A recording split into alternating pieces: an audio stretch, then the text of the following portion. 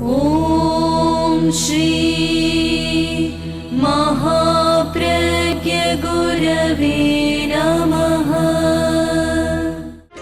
जिसके सांसों में रहता है शाश्वत शांति का स्पंदन, उस महाप्रज्ञ को वंदन, उस महाप्रज्ञ को वंदन। सत्य अहिंसा अनेकांत को अर्पित जिसका तन मन, उस महाप्रज्ञ को वंदन, उस महाप्रज्ञ को वंदन। जिसके सांसों में रहता है शाश्वत शांति का स्पंदन, उस महाप्रज्ञ को वंदन, उस महाप्रज्ञ को वंदन।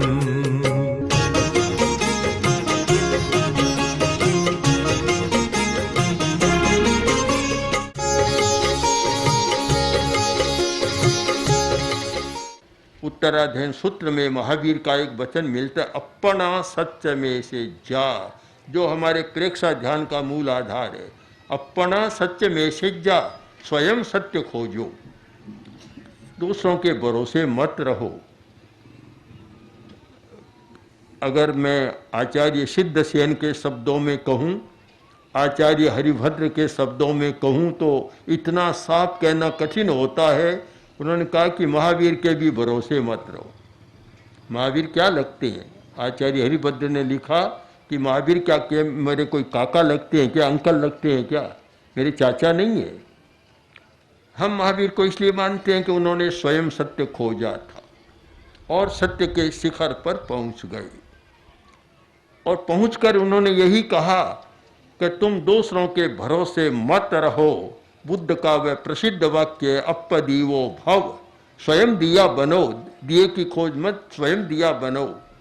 तो स्वयं सत्य की खोज करो,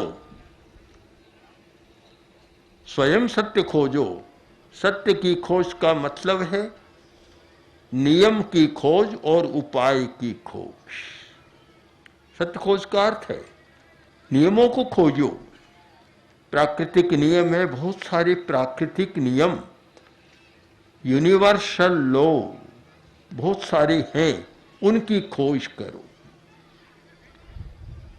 बहुत सारे सामयिक नियम हैं, उनकी भी खोज करो। मैं मानता हूं कि जो व्यक्ति धार्मिक है और वह शाश्वत के नियम और अशाश्वत के नियम दोनों का विश्लेषण नहीं करता, शायद बहुत आगे नहीं बढ़ सकता, अध्यात्म तक पहुंच भी नहीं सकता। उपाय को खोजना है, हमारा काम है उपाय को खोजें और जनता के सामने बता दें। एक वैज्ञानिक प्रयोगशाला में बैठकर उपाय की खोज करता है और फिर बड़ी बड़ी कंपनियां उसे काम में लेकर जनता तक पहुंचा देती है। तो हमें उपाय को खोजना है, हम उपाय की खोज करें। वह सबसे अच्छी साधना है जो उपाय की खोज करे। हिंसा बहुत बढ़ रही है, कोई भी व्यक्ति मैं नहीं मानता, न कोई ऐसा कोई दल है, न कोई ऐसा संस्थान और संगठन है जो सारी दुनिया की हिंसा को मिटा दे। न है न होगा, कभी नहीं होगा। कोई ये झूठा अभिमान भी न करे, किंतु उसका काम है उपाय की खोज करना और समाज के सामने उपाय को प्रस्तुत कर देना कि हिंसा के अल्पीकरण का, हिंसा को कम करने का यह उपाय है। महात्मा गांधी ने सबको ठीक नहीं किया था, सब अहिंसक नहीं बने थे। उसके आसपास रहने वाले में भी हिंसा को बहुत काम कर रही थी। अगर आप सारा ठीक ढंग से पढ़ें तो पता चलेगा कि आसपास परिपार्श्व में थे उनमें भी कोई अहिंसा का बहुत विकास नहीं हुआ था। न भगवान महावीर और भगवान बुद्ध के आसपास रहने वालों में कोई अहिंसा का बहुत विकास हुआ था। कुछ लोगों में हुआ था, सब में नहीं हुआ था। लोग कहते भी हैं कि यहाँ राम, कृष्ण, महावीर, बुद्ध, शंकराचार्य, गुरु नानक आदि आदि अनेक इतने बड़े बड़े लोग हुए हैं, फिर भी ये बुराइयां नहीं मिटी, हिंसा नहीं मिटी। आप निश्चित माने कि मिटाने का दम कोई नहीं भर सकता। कोई कहे मैं मिटा दूंगा तो इससे बड़ा कोई झूठ नहीं होगा, बहुत बड़ा असत्य है ये। मिटा दूंगा किसी के हाथ की बात नहीं है। हर व्यक्ति की अपनी स्वतंत्र चेतना है, हर व्यक्ति का अपना स्वतंत्र चिंतन है और हर व्यक्ति की अपनी स्वतंत्र धारा है, कोई मिटा नहीं सकता। तो फिर क्या किया, कौन सा नया काम किया? नया काम कौन सा किया? यह प्रश्न शायद आचार्य हेमचंद्र के मन में भी उठा था कि प्रभु मैं आपकी स्तुति कर रहा हूं, आपने कोई नया काम तो किया नहीं।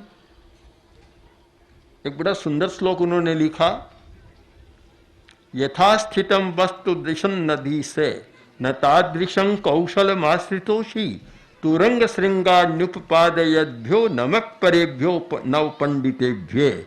आचार्य हेमचंद्र के मन में प्रश्न उठा, बोले कि महावीर भगवान मैं आपको क्यों नमस्कार करूं, क्यों करूं? आपने कोई नया काम तो किया नहीं। मैं तो उन पंडितों को नमस्कार करना चाहता हूं जो नया काम करते हैं और जो खरगोश के भी सींग उगा देते हैं, उनको नमस्कार करूं तो एक चमत्कार। आपने तो किया क्या कि यथास्थितम वस्तु दिशन नदी से, जो जैसा था वैसा बता दिया, कोई नई बात तो है नहीं, उसमें कोई चमत्कार तो है नहीं, तो नमस्कार करूं।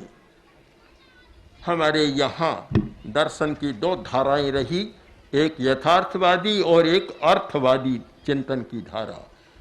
यथार्थवादी चिंतन धारा में जो जैसा है वैसा बता देना, बस इतना पर्याप्त है, रास्ता बता दिया। और जो अर्थवादी होती है उसमें ये नमक बेशवार सब लगाए जाते हैं।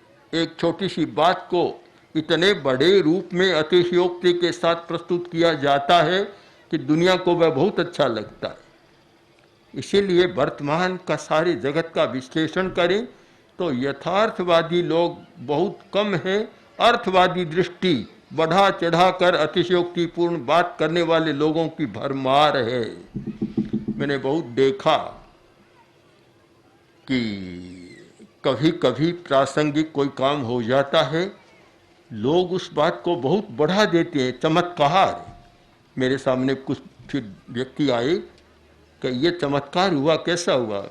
मैंने कहा मैं तो चमत्कार का अर्थ ही नहीं जानता, चमत्कार किसको कहते हैं, चमत्कार का अर्थ ही नहीं जानता और न चमत्कार को मानता हूँ। बोले क्यों नहीं मानते, ये हुआ है? मैंने कहा सब नियम होते हैं, जो नियम को नहीं जानता उसके लिए चमत्कार है, नियम को जानता है उसके लिए कोरा नियम है। बहुत सारे जादूगर हैं, मुंह में आग लगा देते हैं, दूसरों के लिए तो बड़ा चमत्कार है और बच्चों के लिए चमत्कार और ज़्यादा हो जाता है।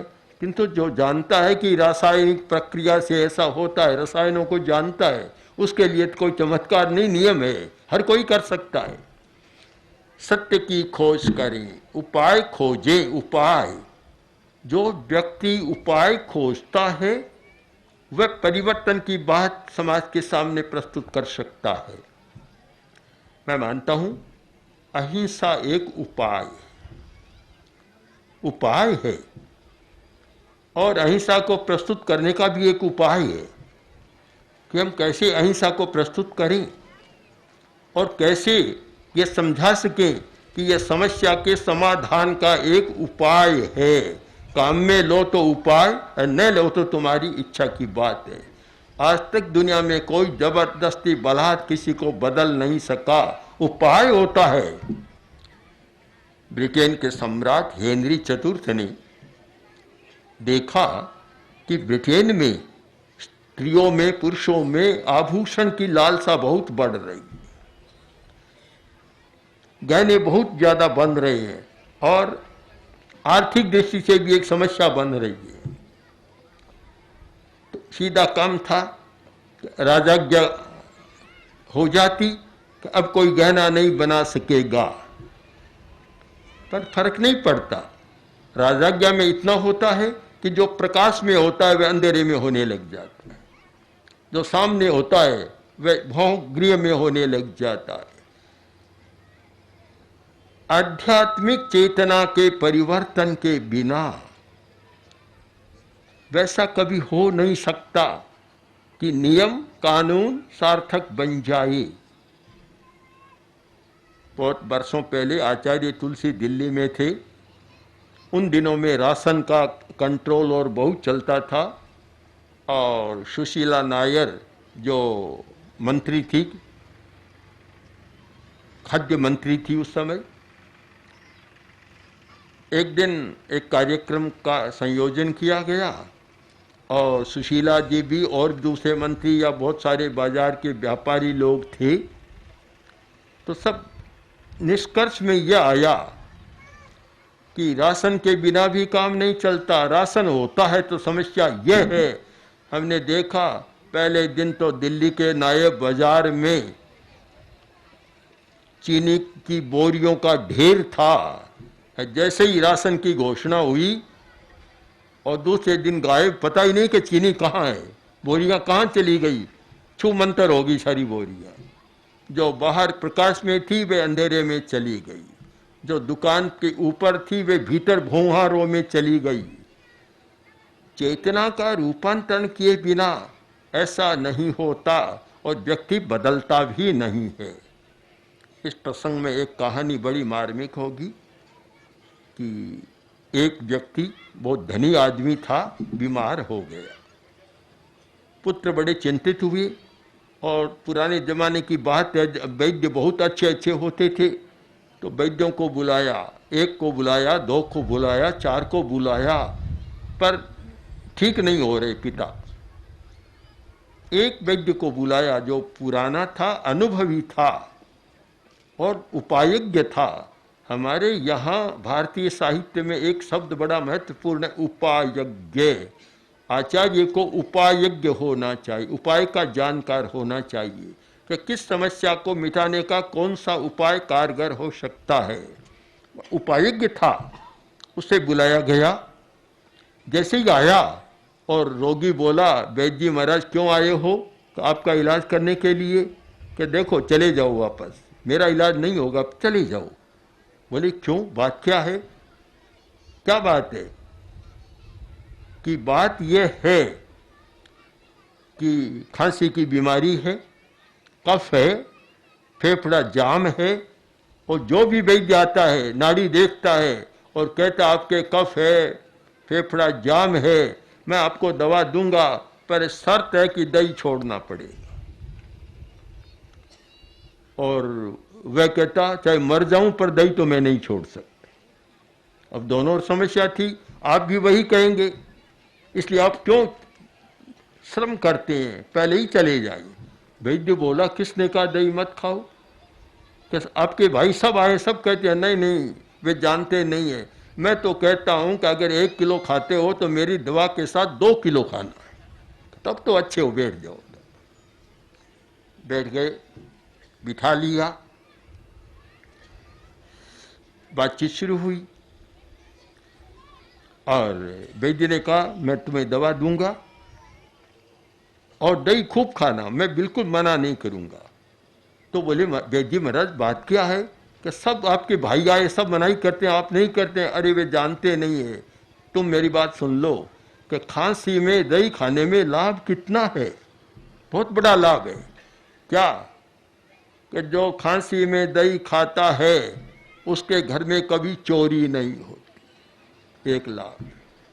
दूसरी बात कि खांसी में दही खाता है उसे कुत्ता कभी नहीं काटता। और तीसरा लाभ, खांसी में जो दही खाता है वह कभी बूढ़ा नहीं होता। बहुत अच्छे लाभ है। कैसे?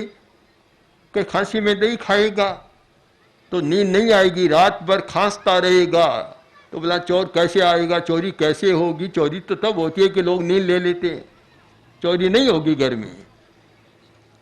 आपने कहा कुत्ता नहीं काटता, कि खांसी में दही खाता है वह चलने में समर्थ नहीं होता, लाठी लेकर चलता है। तो जिसके हाथ में लाठी होती है उसे कुत्ता कैसे काटेंगे? और तीसरी बात आपने कही कि बूढ़ा नहीं होता। खांसी में दही खाने वाला जवानी में ही राम राम सत हो जाता है, फिर बूढ़ा होगा कैसे? बूढ़ा होगा ही नहीं भाई। ये होता है क्या? ऐसा होता है कि तब अब तो मैं दही नहीं खाऊं। वैद्य ने नहीं कहा, निषेध नहीं किया, वर्जना नहीं की कि दही मत खाना। और ये एक मनोवैज्ञानिक सच्चाई है। मनाही करो तो वह जरूर वह काम करना चाहेगा। मनाही मत करो, उपाय बताओ। वैद्य उपायज्ञ था कि दही भी छुड़ा दिया, दवा दी, स्वस्थ भी बना दिया। हमें उपायज्ञ होना है। मैं देखता हूं आज हिंदुस्तान में बहुत सारी संस्थाएं काम कर रही, स्वेच्छासेवी संस्थाएं भी हजारों हैं हमारे यहाँ, अच्छा अच्छा काम कर रही है। सबका काम भी चलता है, चाहे तो पर्यावरण का क्षेत्र है, चाहे गोवंश का क्षेत्र है, चाहे मांस निर्यात का क्षेत्र है, चाहे स्वदेशी और विदेशी का क्षेत्र है, स्वदेशी का क्षेत्र है, चाहे अहिंसक कृषि का क्षेत्र है, अहिंसक खेती जिसमें रासायनिक वस्तुओं का प्रयोग न किया जाए, आदि आदि सैकड़ों प्रकार है। और सैकड़ों सैकड़ों संस्थाएं इस दिशा में बड़ा बड़ा काम कर रही है। पर मुझे लगता है कि जितना श्रम है उतनी उपायज्ञता उसके साथ नहीं। उसके साथ एक दर्शन भी होना चाहिए। दर्शन के बिना काम आगे नहीं बढ़ता। राजा प्रदेशी जो संभवतः बिहार उधर का राजा था, बहुत शक्तिशाली राजा था और बिल्कुल नास्तिक विचारधारा वाला राजा था। आत्मा को नहीं मानता था, हिंसा में बड़ा विश्वास था, बहुत विश्वास। कि एक बार वह पार्श्वनाथ भगवान के शिष्य केशी स्वामी उनके पास आ गया, किसी कारण से आ गया, आया और बातचीत की, लंबी चर्चा हुई। आखिर समझ में तो आ गया कि आत्मा है, परलोक है, कर्म है, पुनर्जन्म है, स्वर्ग है, नरक है, मोक्ष है, आदि आदि सारी बातें समझ में आ गई। समझ में तो आ गई, पर बोला कि कैसे स्वामी आप अपनी परंपरा में चले और मेरी यह परंपरा कुल से रही है कि मारो काटो, हिंसा करो, क्रूर दंड दो। अब आप अपनी बात को निभाओ और मैं अपनी को निभाऊंगा, मुझे क्यों छुड़ा रहे हो आप?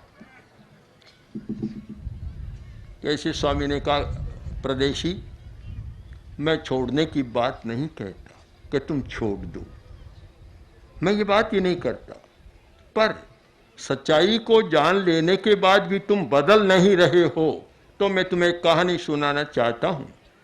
उन्होंने कहानी सुनाई कि 4 व्यापारी व्यापार के लिए निकले, बहुत दूर चले गए और वहाँ चले गए उस प्रदेश में कि जहाँ लोह, पीतल, चांदी, सोना की खानें थी। तो पहले सब पहुँचे तो देखा कि लोग बहुत अच्छा है, लो, तो सब ने गांठें बांध ली लोह की। आगे चले, जब पीतल की आई, तांबे की आई, तो उन्होंने कहा कि लो को छोड़ो, इसको कर लो। बोला मैं नहीं छोड़ूंगा, ये छोड़ना मेलना बार बार मेरा काम नहीं है, तुम छोड़ो, तुम जानो। 3 ने तो बदल दिया, उसने नहीं बदला। फिर आगे चांदी की आई तो फिर उन्होंने बदल दिया। वह पक्का रहा कि मैं नहीं छोड़ूंगा। जहाँ चौथा क्रम आया सोने की और आगे हीरे की और दूसरी, तो उन्होंने कहा कि हीरा की खान आ गई है, तुम छोड़ दो। कि नहीं मैं नहीं छोड़ूंगा, मैं छोड़ूंगा नहीं। आखिर छोड़ा नहीं, लोगों को पकड़े रखा, गांव में आ गए। जिन्होंने हीरा आदि लिए वे तो खूब धनी बन गए और वे वैसा ही रहा। तो कारण क्या? एक मनुष्य में आग्रह की वृत्ति होती है, जो मनोविज्ञान ने कुछ मौलिक मनोवृत्तियां बतलाई है। आग्रह की भी एक मौलिक मनोवृत्ति है। जिस बात को पकड़ लेता है उसे छोड़ना बड़ा मुश्किल है। आग्रह की चेतना का रूपांतरण करना, उसे बदल देना एक बहुत बड़ी बात मानता हूँ।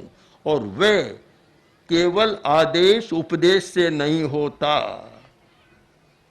मैं स्वयं मानता हूँ कि उपदेश देकर अगर मैं बदल सकूं, ऐसा कोई शक्तिशाली मंत्र मिल जाए तो काया पलट कर सकता हूँ। पर मैं सच्चाई को जानता हूँ कि प्रवचन उपदेश ये तो एक केवल धारणा को स्पष्ट करने के लिए या कुछ लोगों के लिए मनोरंजन के लिए होता है, कुछ लोगों के लिए ज्ञानवर्धन के लिए होता है, किंतु आदमी बदल जाता है इसमें मेरा विश्वास नहीं है। मैं बहुत बार कहता हूँ कि प्रवचन के द्वारा 20-25% बदलने की संभावना हो सकती है, वह भी इतना नहीं, किंतु बदलने की प्रक्रिया एक अलग होती है और वह है प्रयोगात्मक प्रक्रिया। प्रयोग के द्वारा आदमी बदल सकता है किंतु इसके द्वारा नहीं बदल सकता। इसीलिए यहाँ हमारे पूर्वज ऋषियों ने, साधकों ने एक विद्या की खोज की थी, योग विद्या। और योग विद्या के ऐसे प्रयोग हैं कि जिसके द्वारा आदमी की चेतना को बदला जा सकता है, किंतु सामान्यतः बदल जाए ऐसा मुझे नहीं लगता। एक सरकार थी पहले, अब दूसरी आ गई। एक मध्य प्रदेश की बात नहीं, सर्वत्र जो अनुभव मैं बता रहा हूँ, मैंने अब तक नहीं सुना कि पहली सरकार ने काम किया, दूसरी आएगी वह कमियां तो सब निकालेगी, पर उस सरकार ने इतना अच्छा काम किया यह सुनने को मुझे नहीं मिला। कोई बता दे तो साधुवाद दूंगा उसको। सब कमियां निकालेंगे कि जो पहले की सरकार थी उसने यह नहीं किया, यह नहीं किया, यह नहीं किया, यह नहीं किया। थोड़ा यह भी तो बता दो कि उसने ये काम अच्छा किया, ये अच्छा किया, हम उसको आगे बढ़ाएंगे, कितना अच्छा हो जाए। लगभग अहिंसा के क्षेत्र में भी ऐसा ही हो रहा है मुझे लगता है। अहिंसा के क्षेत्र में काम करने वाले भी एक दूसरे की कमियां बताएंगे कि यह नहीं कर रहे हैं, यह नहीं कर रहे हैं। अरे नहीं कर रहे हैं, जो कर रहे हैं उसको साथ में जोड़ो तो एक अच्छा बन जाएगा। तो आज हमें एक संगठित रूप में अहिंसा समवाय के रूप में, हमने अहिंसा समवाय के लिए 5 सूत्र बतलाए थे कि मिलन, परस्पर मिलो, सहासन, एक आसन पर बैठो, सह चिंतन, साथ में बैठकर चिंतन करो, सह निर्णय, साथ में बैठकर निर्णय करो, और फिर साथ में क्रियान्विति करो अपने क्षेत्र में। अगर ये हमारी अहिंसा के क्षेत्र में काम करने वालों की वृत्ति बन जाए तो काम बहुत बढ़ सकता है और हम अहिंसा को प्रभावित कर सकते हैं। और अलग अलग रहे तो फिर वह प्रभावित नहीं हो सकती। इसलिए हम सब लोग चिंतन करें कि केवल अहिंसा की महिमा न गाएं, केवल अहिंसा का बखान न करें, केवल अहिंसा के नारे भी न लगाएं। जब जब मैं सुनता हूँ अहिंसा परमो धर्म का ऐसा घोष है, और कोई व्यक्ति बोलता है कि मैंने बोला आप रोटी खाकर नहीं आए, और जोर से बोलो, और जोर से बोलो। अरे आकाश में तो चला जाएगा, धरती पर उतरना चाहिए तुम्हारे। आकाशिक रिकॉर्ड में तो रिकॉर्ड में चला जाएगा, पर धरती पर क्या है? कोरे नारों से नहीं, हम स्वयं कितना बदल रहे हैं अपने जीवन को, अपनी वृत्तियों को, और बाजार में कितनी अहिंसा आ रही है। इन सब पर विचार न करें तो फिर अहिंसा की कोई महिमा नहीं बढ़ेगी। कोरे शब्दों से महिमा बढ़ती तो शायद दुनिया का कायाकल्प हो जाता।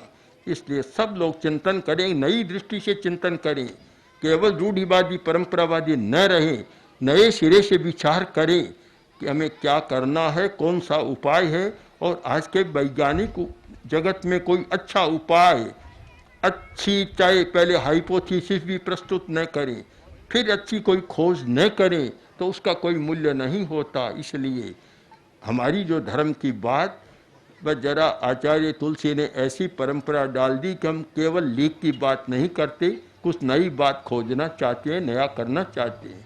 तो आप लोगों को भी लगे कि कुछ ये काम की बात है, ऐसा होना चाहिए, तो आप लोग भी चिंतन करें, इस पर विचार करें और किस प्रकार हम अहिंसा को प्रभावी बनाने के लिए उपाय खोज सकें। बस एक विषय हमारा केंद्रीय बन जाए, न्यूक्लियस ये बन जाए, परिधि में तो सारा होता रहेगा। तो मैं मानता हूँ कुछ बोलने का अर्थ होगा और सार्थकता मानता हूँ इस सार्थकता के प्रश्न पर आप सब लोग स्वयं चिंतन करें। ओम ओम श्री महाप्रज्ञ गुरवे नमः। ओम श्री महाप्रज्ञ गुरवे नमः। ओम श्री महाप्रज्ञ गुरवे नमः। ओम श्री महाप्रज्ञ गुरवे